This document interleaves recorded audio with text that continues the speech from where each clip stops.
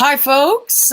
We've got here our next talk with the fabulous Debra.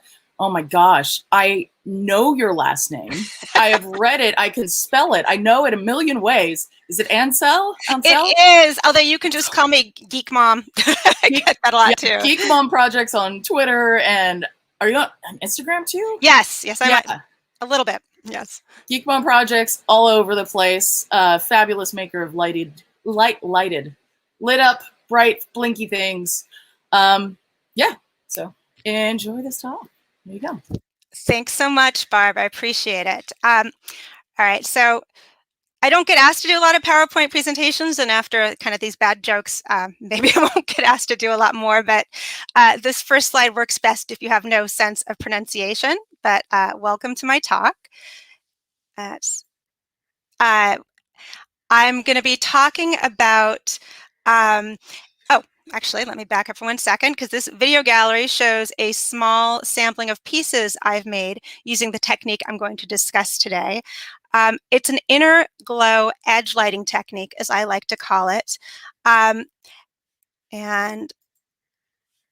we'll talk about how you construct the design for these pieces using Inkscape, a vector CAD program. This technique is different than standard edge lighting, where traditionally you apply light to the outer edge of a diffusive medium, typically acrylic. So I'll refer to acrylic mostly here, where the light's diffused, and if you have etching on the surface, that lights up and the rest doesn't. In this case, I've actually embedded a light source, which is an LED strip for my projects, inside the acrylic itself. And the glow appears to originate from inside the acrylic, pointed outwards. And if you cut the acrylic into separate pieces, you can actually create kind of diffuse small chambers of diffuse light of different colors. And I think it's a really nice effect. And we'll talk about how actually really anybody who has access to a laser cutter can design and make their own piece in this talk. So first of all, I've been making LED projects for a very long time, particularly wearables and small art pieces, as you can see. A few of them have been published in Make magazine, but so yeah, I do again a lot of LEDs and not a lot of PowerPoint talks, and you can probably see why. So I have a fondness for really small LED art projects that you can give away or put up around the house. And I really see LEDs as kind of an artistic material, as a medium to use to paint with light. So I'm really interested in how you diffuse light and spread it around space, 3D space, in particular, like diffusing through acrylic or fiber optics, or even you can see the bracelet twinkling in this lower corner here, a little bit of hot glue. So I really do think you can kind of paint with light if you can kind of capture it and bend it directly. And edge lighting is one way to do that. And I think this technique is a nice one because I think it's very, very accessible to anybody, again, who has a laser cutter, but it lends itself to a lot of different creative ideas. So I first made a version of this project a few years back and wrote it up for Make magazine. And again, the technique behind the project is you can see more clearly in these three pictures. In the upper left, you see that there's a folded over LED strip.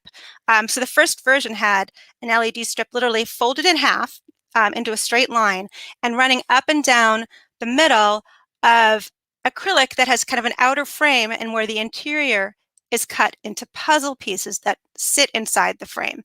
And what you can see, actually, in the couple of different pieces I made in this series is that even though you can have a single LED strip in the same configuration, how you cut the outer boundary of your piece or the shapes of your pieces, changes the appearance of your art piece. So all these three pieces have the same things in common as a single LED strip. The strip is placed perpendicular to the viewer, so you get to see indirect lighting, which lets you really view the colors of the LEDs much more easily because you're not blinded by this very glaring pinpoint of light shining right at you. And let's see. So yeah, again, I talked about the puzzle pieces these are cut into. So they can each display distinct shades of light because they each have their own individual illumination from a single LED on the strip. And to keep this inner layer together, the inner layer is the one, there's a middle layer and sandwiched by two outer thin clear layers of acrylic that hold it all together and keep the pieces from falling out when you display it. So, and this technique, again, in the beginning, I just used straight lines of LED strips, but then I started recently experimenting with creating paths that curve around and running the LED through these the LED strip through these curved paths. And I really think this technique can be used for a lot of really different interesting shapes. So the most important materials to create these projects are the acrylic and the LED strip. And again, it's really important, since you're embedding the LED strip edgewise on into the acrylic, that the acrylic be actually thicker than the LED strip. But so I've been using 1/4 inch thick acrylic for the middle layer, and transparent acrylic that's usually 1/16 inch, 1.6 millimeters, I think, very thin for the outer layers because that doesn't matter, it just needs to hold them together. For the middle layer, you can see the two different pieces in the picture. The left one is translucent acrylic and the right one is clear, and they both have their advantages and disadvantages. The translucent acrylic has a nice property that it automatically diffuses the light. You know, it's easy to work with. And the clear acrylic is easy to work with, but if you'd like to see the light scattered from the pieces you're illuminating, you will need to etch the reverse side of the clear acrylic to get the light to scatter. Otherwise, you just get light appearing around the edges and not filling the shape. So, but the clear acrylic really does have this nice, beautiful, clear look. And when you light it up, you end up with this, you know, this kind of suspended shape of light inside a clear frame. So they're both great materials to use and, you know, give different appearances. For the LED strips, there are a large variety of addressable LED strips, usually WS2812, or in this picture, SK6812 strips available, and they just need to be narrower than about 6 millimeters. So I've been using 5 and 4 millimeter strips. I find the ones with a white solder mask are less visible themselves when embedded in the acrylic. The thing you want to look for is that assembling this piece together depends on the spacing between the LEDs on your strip being absolutely consistent.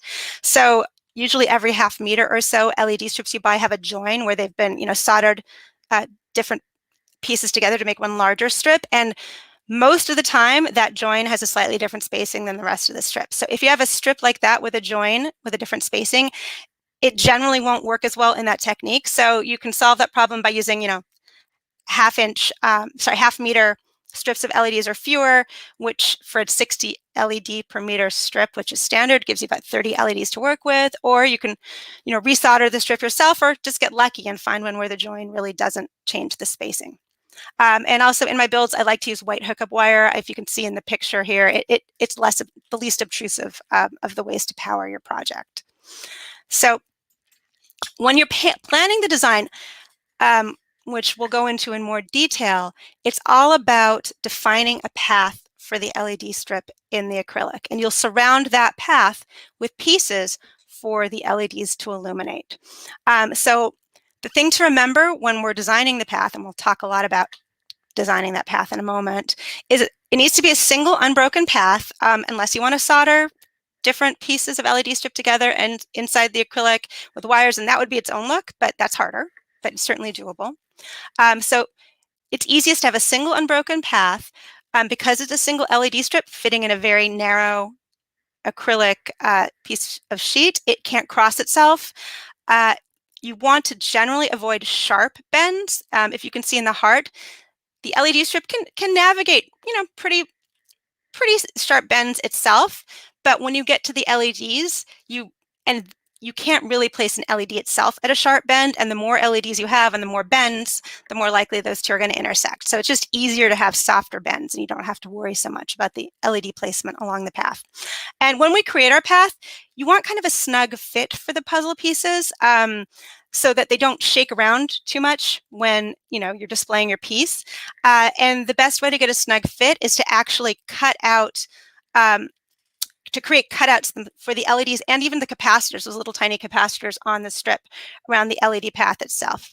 If you look closely, you can see at the heart on the right, there's actually a pretty big gap, and the capacitor is not really embedded in the acrylic, but so it can be done, but it looks better and the pieces stay in place more nicely if you kind of create a narrow path for the strip with just cutouts where you need to have it wider for the LEDs and capacitors on your strip. So here's where I'm going to start to toggle between the slides and Inkscape itself. We're going to try a live demo of designing a piece, and hopefully that will go well. I've never done it live in front of a camera before, so bear with me. So the first step is to use Inkscape to draw the path you want. And again, this is where you get to be super, super creative. You saw that you can really do anything as long as it doesn't cross itself, doesn't have too sharp bends. So remember that the illumination on your path will radiate outwards. So if you have a curve going one way, followed by a curve going another way, the illumination will be on the outside of the curve in one part and the inside of the curve on the other, which is totally fine. Just you want to remember that in your design and planning. So let's start. I'm going to switch over to Inkscape and do an example path just to show you ways you can use Inkscape to start by creating that path. So I'm pulling up Inkscape right here. Hopefully everybody can see that. It's a free vector CAD program that has a lot of really neat features.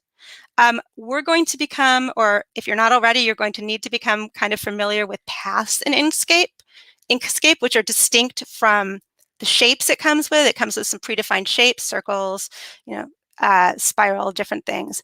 But a path is really a collection of nodes connected by curved or straight lines, and they're treated a little differently. So we'll be converting a lot of things we do to paths, and you'll see as we go how that works. So there are a couple different options, and I'll take two of them. One of, I think, the most fun pieces I designed was actually a spiral. And with Inkscape, it's actually remarkably easy to design a spiral. So we'll start with that. If you look on the left toolbar, which could be in a different place in your copy, I just have it on the left, there's actually a spiral tool right here. So if I click on it and just drag the spiral in the workspace, it creates the spiral.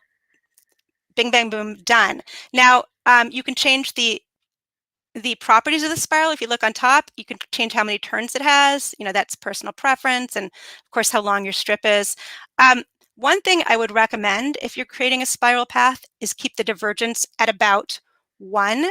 That is the relative width of each turn in the spiral. You really want the spacing for the pieces to be approximately the same. Although, again, it's up to you. If you want narrower and wider, you can certainly do that. And the inner radius just determines how sharply that inner piece turns. But our first path will be a spiral, and that looks pretty good. Now, when you create a spiral, it's an object. So before we can use it for our path for the LED strip, we're going to click on our spiral, select the path menu, and convert the object to a path. So object to path. I know you can't see much of a difference, but if you click on it now, it has nodes and lines joining them. And if you click on the nodes, you see little control handles, and that tells you the spiral is now a path to use. And I'll design one more shape. I think we'll have the time to kind of run through 2 examples in parallel. Since it's almost Valentine's Day, I recently did a heart, and I'm going to do one a little quickly right here. The easiest way to draw a heart, again for me, I've selected the line tool, draw bezier curves and straight lines, and I'm actually going to choose B-spline paths to create curved lines on the fly. And you draw half a heart, and again, this won't be perfect because I usually spend a little more time on it, but draw half your heart, convert it to a path because it's a B-spline right now, select the node view, and you first will just line up the top and bottom nodes. There's an align tab, you can align them so they're in a vertical line. And then another feature we'll use a bit is you can duplicate this half in place with a Control-D to duplicate in place command, flip the half you just duplicated, put it together with the first one. It will snap together if you enable snapping of nodes right here. It's not the best heart, but it'll do. But now at least it's a symmetric heart. The one thing I do want to do is I don't want this path to be completely closed because I need the LED strip to enter and leave. So I'm going to grab one end and kind of pull it away actually I'll grab both ends and kind of pull them away from each other. So I have a heart that doesn't close. And I'm going to take the two pieces, the two separate paths I have now, and the Control K or combine paths command will make them into a single path. You'll need a single path to place the LEDs along. So Control K, oops, so Control K joins them into a single path. And the final thing is, remember I talked, first of all, these are two nodes stuck together. I don't like them, and this is too sharp for me. So I'm actually just going to kind of hand draw two nodes over here, delete this one spot where the nodes are really sharp. Oops. And I guess I want to join these, select the two nodes, and there's a join nodes command, and we'll make that a little curved. So now we have kind of a nicer shaped heart. And remember, this doesn't need to be perfect. By the way, my philosophy was when you're creating LED projects, people aren't looking that closely at the details. It's actually kind of fun to have organic, kind of imperfect shapes lighting up. It makes it look less mechanical and digital. And let's go ahead and make this, I think we'll have time to do this, slightly more complicated. So I'm going to take my heart and make it into a double heart, like that goes up and down and joined together. So the way I did this is we're going to need an inner path for LEDs to follow and an outer path to create the outer bounds. So, and in the bottom reflection of the heart, the inner path will become the outer and the outer path will become the inner, and this will be clear in a second when you see what I do. So I'm going to duplicate the heart in place, Control D, scale the inner one down. Again, it doesn't need to be perfect by hand. That's about right. That's pretty good. Oh, did I want to do this yet? No, I did not. I spoke too soon. Yeah, I did. Sorry. Okay, so you take the smaller one. That is about a good size for kind of an inner boundary. Flip it upside down. And we're going to connect it to the first path. So one end connects to the other right here. If you can kind of see, there you've got your kind of crisscrossy path. And the path doesn't actually cross itself because it will begin here and end here. All right, so let's join these two hearts together. Select one, select the other. Control K to join paths. I know this is going fast, but it's being taped, so you can always review for speed. And these two nodes here didn't actually join together, so we're going to select them both and click Join Selected Nodes to fuse them for our path. So this is great. Now we have a path that, I'll separate this a little so you can see it better, that our LEDs can move around. And actually, I'll go ahead and create the inner and outer path right now, since this is all set up. All you need to do to kind of create you'll have an inner path along which the LEDs travel and an outer path that kind of acts as a wall. So you just basically duplicate this in place again, flip it vertically, and I think horizontally should work. Yes. And if you do it right, there you go. You have kind of a closed shape. Just move the end points a little. And again, we're not looking for perfection here. So now you have a shape that you can laser cut and place LEDs around. So hang on to that. So now we have two paths that we can put LEDs around for our example. And again, really, it's a little wobbly there, but you might want to fix it or you might want to leave it because I really do like that organic look in my shapes. All right, so the first step is create your path, and we've done that. The second step is to model the LED capacitor pairs to scatter around the path to create space for them when we insert our LED strip into the acrylic we're cutting. So you'll have to take a calipers, or some good measurement tool and look at your LED capacitor pair and kind of model them in profile. I'm not going to do that on camera, but what I've done here, you can kind of see in profile, you basically get two rectangles. The smaller one is a capacitor. The larger one is the LED. The LEDs usually come in 3.5 millimeter or 5 millimeter widths, and you pad the width a little bit to add a few tenths of a millimeter. And what you want to make sure you understand in the direction that the signal travels down the strip, whether the capacitor or the LED is leading. So let's go ahead and create a little model for those. I'm just going to assume I know the size of my LEDs on the strip. Let's say we have an LED strip with 3.5 millimeter LEDs. So we'll create a rectangle with a rectangle tool. I'm going to set the width to a little bit wider, let's say 3.8 millimeters, just to give us some space. And the height I usually set to 2 millimeters. That seems to work pretty well. And then I'm going to make a copy of this and make it a capacitor.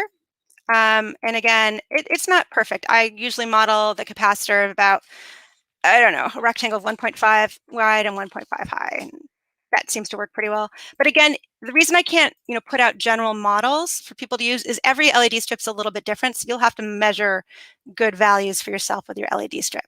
And let's pretend I've measured my LED strip, and the outer, let's zoom in, the outer corner of the LED is 7.5 millimeters from the outside corner of the capacitor. So we can get the placement right with a guideline. Move that guideline over 7.5 millimeters. Okay, that didn't work. What did I do? Hold on. Let's try that one again. Working live, folks. All right. 7.5 millimeters. Okay, there we go. That's better. All right, so let's move the capacitor into position. So the way I've done this, they both are aligned at the bottom edge. These are two separate rectangle objects. So I'm going to take them and I'm going to merge them. You can actually combine them with the Control K command. That merges them into a single path. It actually turns it into a path and merges them, which is what I want. Okay, so we've got our LED capacitor pair model and our path models. And let's zoom out just a little. And that's, try not to lose that LED capacitor pair in the spacing. Okay, the next step then, once you have your models, is to actually scatter, using the scatter extension for Inkscape, to place the LED capacitor pairs along the path at regular intervals. Now, we're going to use the Inkscape scatter extension. Don't worry about all these steps. We're going to actually do them live right here. So let's start, because it's usually easiest, with the spiral. So we take our LED capacitor pair and our path. Now, and we're going to use the scatter extension, which I'll show you in a second. The scatter extension takes two paths and creates copies of one along the other. And the way it knows which one is supposed to be scattered and which one is the path is the object to be copied sits in front of the path it's supposed to follow. So just to be sure that's the case, we will select our capacitor LED pair. And I think you can raise it to the top, click Object Raise, and that raises it to the top, or the Home button does the same. So now let's select our LED capacitor pair and our path.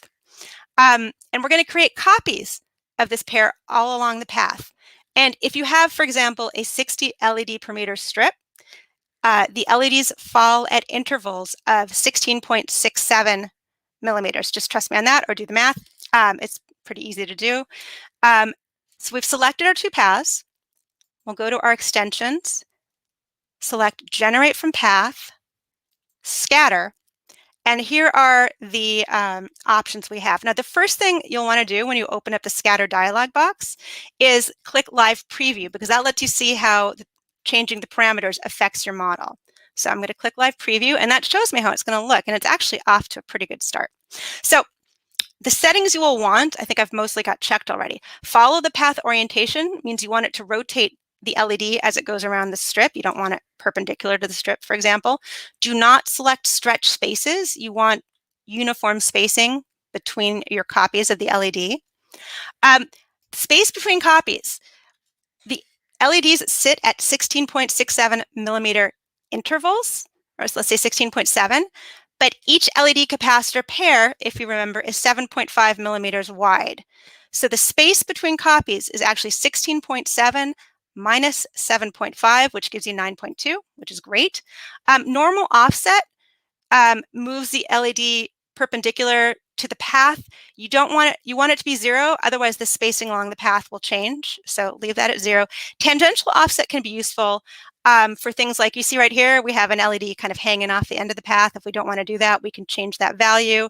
That just shifts the LEDs along the path. That makes it a little earlier. Now we've got one hanging off here. You can always delete LEDs if you don't like where they are on the path later, but you may find that useful. Where it's particularly useful is if you have a sharp bend in your path and an LED sitting right in it, you can change where along the path the LEDs fall to move it away from the bend. So we'll keep this for now, and that's fine. You have the option to clone or copy the original pattern. I use copy because it's easier. You can clone it if you want to take your original and then maybe change the shape later and have that change propagate, but you will have to unclone it later before further steps. So it's easier just to start with copied, I find. All right, and the rest of it, we don't have to worry about group members. It's not a group. So this looks pretty good. I'm going to click apply, and it turns out, and close this, and it turns out, oh, let me make sure I got everything right. Yeah, it's looking pretty good. One thing you want to check, oh no, I did make a mistake. One thing you want to check is that the path moves in the right direction. And remember, I said that, actually, there's a couple mistakes, so we can see that. Remember, I said that the LED leads the capacitor along the path. Well, right here, I've got the capacitor before the LED because this is going to be the start of my path. So I never remember how to orient these things, so I usually have to just go back and redo it if it's in the wrong direction. And also, you can see that the LED strip bottom is along the left edge. Oh, I'm going to run out of time, aren't I? So you want the right edge. So these are also upside down. So I've got to actually go back and redo this, which should be pretty easy now that we've done it once. So I'm actually going to undo the scatter along the path. I'm going to take my LED capacitor pair and flip it sideways and upside down. And now when I place it along the path, it should have the right orientation. Let's just go back to generate from path scatter. It will have kept all of our previous values, and now it's looking perfect. So let's click apply and close. And I'm going to run short of time, so I won't do it for the heart, but the same process applies. Okay, so now we've got the LEDs along our path. That's good. Next step is we have to widen, let's go back. We have to widen our path. We need to laser cut some space for the LED strip to fit in here. Okay, so the way we do that is it's a little tricky because you really want to extend the path a little bit to the bottom of the LED, but not over the top of the LED. And I'll show you the trick to do this. So take your original path, make a copy of it, Control D, and then we're going to actually widen the stroke of the path itself to make it a little wider. So you select the path you just copied, fill in stroke, and create a much thicker stroke. I usually use about 2.4, 2.5 millimeters, which is good. This is twice as thick as it's going to need to be, and you'll see why, because we're only going to use half of this stroke. And that creates a path that widens the path. And one thing I'm going to check is you see how it places the LEDs kind of overhang the path a bit. If that's the case, a thing you can do, you can make the stroke a little bit wider so it covers the LEDs. And don't worry if they overhang in a couple places, you just don't want them all to overhang the path. So we've covered the LEDs. That's pretty good. So we've got now a thick, wide path. It's too wide. We're going to convert that back to thin lines that form the outline of the path. So take your thick path. Select stroke to path. And now that becomes a filled in shape. So kill the fill, go to stroke paint, and make the stroke thinner again. I usually use 0.1. And now we have a nice outline of our path that the LEDs follow along. And you can see we only want half of this path. We want the part that reaches the bottom of the LED and capacitor but doesn't cover the top. So what we're going to do here is we're going to cut that path into two pieces by cutting the ends apart. So take this path, select the nodes at both ends, delete the segment between the end nodes using this function.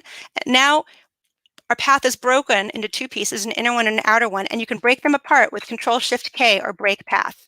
So now, if we zoom back out, we can actually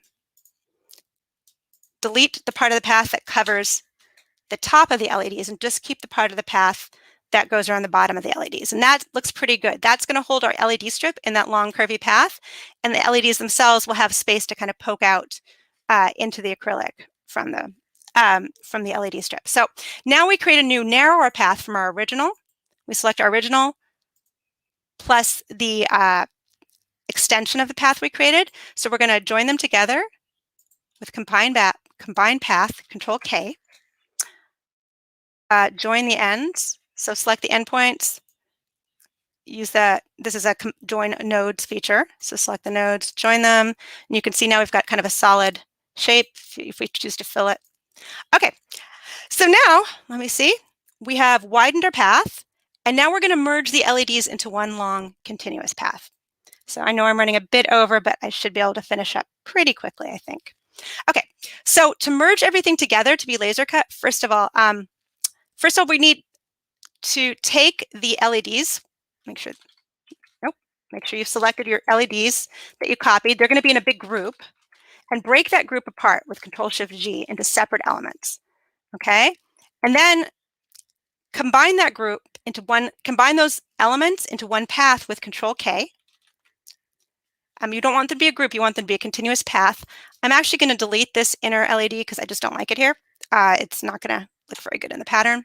Okay, so now you've got your group of LEDs as a continuous path, your path that has all the LEDs and your path that has the LED strip, and you're going to take the union of those two paths. Actually, sorry, you're going to combine them. Wait, combine or union? Sorry, union. You're going to take the union of those. Let me double check that's what I want. Yes, that did what I wanted. So now we've got a nice path for our LED strip merged, but it still has places where we can put, so it'll hold the LED strip very snugly, but still fit the LEDs and capacitors along the path. So that's the next step. And moving on. All right, the next step is to make the pieces, is to cut it into pieces now. We have our path. We have spaces for LEDs along the path. Let's divide this path up into pieces that will be individually illuminated. And to do that, we're going to use, again, that tool to draw lines, the draw bezier curves, and we're going to select straight line segments option. And to make it easiest, what you want to do, this right-hand column defines how your the paths you draw snap to each other. So to make it easier to draw lines connecting one segment to another, we'll make sure snap to paths is enabled. So let's zoom in and let's just cut up our path into little pieces that will constitute the pieces of our acrylic. So again, select your line drawing tool, and basically what you're going to do is go around. I'm going to do this very quickly, I hope, drawing lines to break up your path into little individual chunks. And again, you can go to great lengths to make these uniform and even, but honestly, I think an organic appearance to having kind of non-uniform, non-perfect paths looks pretty nice. So I don't know if I'm going to have time to do all of these, but you kind of get the idea. So you just go around the spiral, creating the lines that will break it up into individual segments. I'll try to get to the end because I'll only take an extra 20 seconds at this rate. So, and then this becomes something that you can actually laser cut, and we're delineating pieces that will be illuminated, a space for the LED strip to sit, and we'll make a frame really quickly at the end to hold everything together. Here we go. All right, try not to run too late. All right, I'll skip to the end. And then when you get to the end, you can do things, you'll figure out how you want the shapes of the pieces to run. You could do little triangles. You can do all kinds of different things to individualize it. It's up to you. So let's say we've cut that all up into pieces. That's great. Then all we need to do to get it perfectly ready to laser cut is draw a frame around the whole thing. I usually just do, so first of all, actually, just so you don't move anything accidentally, select everything, but not that piece, and group it, Control-G. So now you can move it around without disrupting anything. Create a frame around it because you'll want some extra acrylic around it to hold everything together. I usually create a rectangle with slightly rounded edges. Great. Okay. Take your group of pieces, center it, and I create some holes. I use M3 screws so that are 3.2 millimeters diameter. To hold the 3 layers together, because remember what you're going to end up cutting out is one layer for the middle out of 1/4-inch acrylic, and another one for the exterior sides out of much thinner acrylic. So you can create, I usually like to create 4 holes. I'm just creating 4 holes, aligning them in a rectangle. This is something you can do yourself, and centering that rectangle within the greater frame. And now I'll join the outer frame with the holes. So I can make a duplicate of the frame. So the duplicate of the frame will be cut out of the outer clear acrylic pieces, and the inner frame you'll group together will be cut out of your 1/4 inch acrylic. And that's it. That's really the technique. Lastly, but not least, a couple of techniques that will make your assembly of this project much easier once you've got your design. So this is a design you can, assuming you fill in the cuts, then laser cut. Before you cut it, it's a really good idea to print it out, and check the scale when you print it, and then lay your LED strip on top and confirm that the alignment of the capacitors and LEDs matches your design. Will save you wasting acrylic if it doesn't. Once you do laser cut it, you're going to end up with a lot of indistinguishable, very similar looking acrylic pieces. And trust me, it's a puzzle you do not want to solve if they get mixed up. So before you even lift it from the frame, write the number and take a photo of each piece in the puzzle. Well, take a photo of all of them together. So if they get jumbled up, you know how they go back together. Trust me on this one. You want to do this. And the last tip is more for the appearance once it's fully assembled, is that each piece, you're going to illuminate each piece individually. And these are small pieces and will bleed light even with a translucent acrylic into each other. And that can be a neat effect, which is great. And you can go for that. Or if you'd like to keep the edges a little crisper and sharper, I find that if you leave the paper on and then color the 3 sides or the sides that do not have the LED strip pushed up against them with a silver Sharpie, that reflects light better at the boundaries. So I know I've gone over. I hope you guys can take this technique and use it to make fun shapes of your own. But and you can replay this if it went too fast, but that's the technique I use to create Interglow acrylic pieces. And if you like LED art projects or just kind of LED fangirling, these are my Twitter, my blog, and my Instagram accounts. Thank you so much. Yeah, I have to second that recommendation to follow her in all of the places, because yeah. Thank you. That would be my only question is what are you excited about doing next? Oh, I could give you a special sneak preview if you want, if you're really interested. Sure. My dog is now barking to come in, of course. Well, I'm really trying hard to, my goal, it really is to move into 3 dimensions. So I created this LED string art projects. You can see a couple of them on my wall. Oh, and sorry, I have to let my dog out. I have seen these string art things. They're really, really cool. Yeah. Let's see. I could turn one on if you don't mind me playing with the camera just a second. Let me turn this sucker on. Ooh, I have one right here as well, though, too. Okay. Is that going to work? Oh, do you have it? Yes. Good. Oh, of course. One of my pixels is playing up a little bit, but you can kind of see up on the wall there. That's one of the LED string art pieces. Well, I've been working on. Oh, there we go. Yeah. Okay. One of the strands needs to be reconnected, but so that's generated by taking an LED string and winding it around pegs. I have actually a version of it. Actually, you can kind of see it's a little dim next to all the LED stuff. It's sitting in the corner. I'll bring it closer. I've created a 3D version of it that is hold on. Ooh. Oh, there's wires everywhere. Sorry. Nope, there's wires. That's not going to come down without doing damage. But I've got a 3D version. Idea. Yeah, so the idea. That's really neat. Yeah, it's not done. But I'm working on kind of illuminating that, and I'm looking forward to seeing how that really turns out. So that's where I am. Awesome. Yes. Well, yeah. Thank you so much for speaking with us today, and for joining us, and everybody can go and see if you haven't yet. Her exhibit is upstairs in the gallery. It's one of the first things you see when you get up the stairs. Barb, you've done a great, thank you, and congratulations to you and everybody at Crash Space. You've done an amazing job and put in a ton of work. So everybody, thank Barb, please. Let her know that you appreciate all the hard work she's done. I appreciate everybody jumping on this train and coming along for the ride and bringing such really, really cool art with them. All right. So I hope y'all, I'm sure that we all enjoyed this talk very much. Hang around. We've got a few more talks today. The next one up is actually me in about 20 minutes. And I'm going to be talking about the virtual gallery design. And then a little bit later, there are a couple others that are on the schedule. And yeah, enjoy this gallery. We will see you soon.